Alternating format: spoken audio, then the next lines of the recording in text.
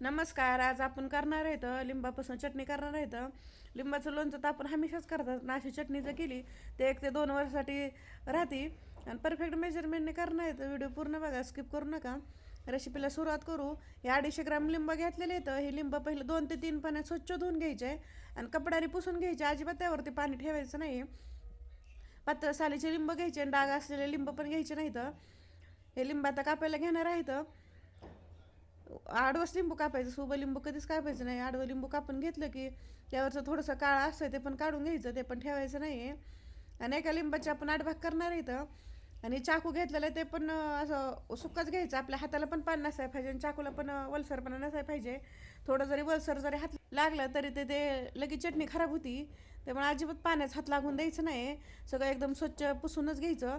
आणि ह्यामधले सगळं जेवढं होईल तेवढं लिंबांचे बी काढायचे. अजिबात त्यामध्ये लिंबाचं बी ठेवायचं नाही. वरचा पांढरा भाग आहे ते पण काढून टाकायचं, कारण त्या खाली पण लिंबाचं बी असतं. हे सगळे एक ना एक बी काढून घ्यायचे, कारण आपल्या मिक्सरमधनं वाटून घ्यायचं. आणि मिक्सरमध्ये 1-2 जर बी वाटले तर पूर्ण असं चटणी कडवटपणा येते. त्यामुळे सगळं आता आपण असंच कापून घेणार आहेत. सगळे लिंब आता कापून घेतलेलं आहेत. आणि मिक्सरमधनं वाटून घ्यायचं. त्यामुळे सगळे बी काढून घ्यायचे, ते मिक्सरमधनं वाटून घेणार तर एकदम असं मोठं मोठं वाटायचं नाही आहे आणि एक लय बारीक पण वाटायचं नाही. थोडंसं हलकंसं मोठं मोठं वाटायचं. सगळं वाटून घेतलेलं आहे. आता एक मसाला करून घेणार आहे. एक छोटा चमचा मेथी दाणा टाकायचा. मेथी दाणा कमीच वापरायचं, जास्त वापरायचं नाही. मेथी दाणा जास्त टाकलं तर कडवटपणा येत आहे. एक छोटा चमचा जिरा, 5 ते 6 काळी मिरी, 5 ते 6 लवंग टाकायचे आणि 3 मसाला विलायची घेतलेला आहे. तर मसाला विलायचीमधलं बीज टाकून घ्यायचं.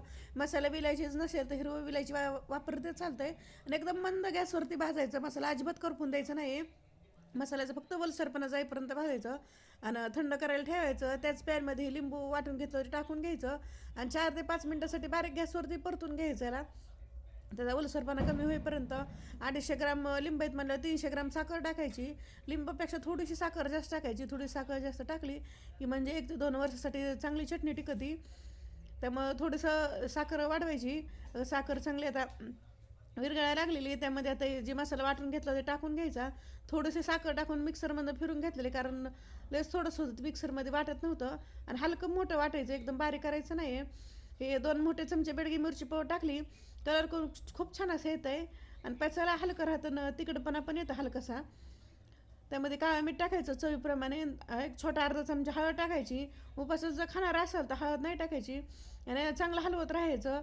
बारीक गॅसवरतीच सारखं हलवत राहायचं. मोठ्या गॅस अजिबात करायचं नाही. बारक्या गॅसवरतीच हलवून हलवून बघायचं. आता हे तयार झालं का बघायचं, काय प्लेटमध्ये टाकून घ्यायचं आणि प्लेट अशी वाकडी करून घ्यायची. असं खाली जर पटकन आलं तर तयार झालेलं नाही म्हणायचं, किंवा असं बॉटलनी चेक करून घ्यायचं. मग चिकटपणा यायला लागला, असं एक तार यायला लागली म्हणलं की तयार आहे म्हणायचा.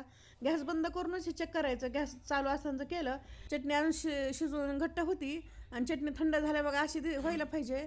जर घट्ट चटणी झाली थंड झाल्यावर तर त्या 2 ते 3 लिंबचा रस टाकून घ्यायचा.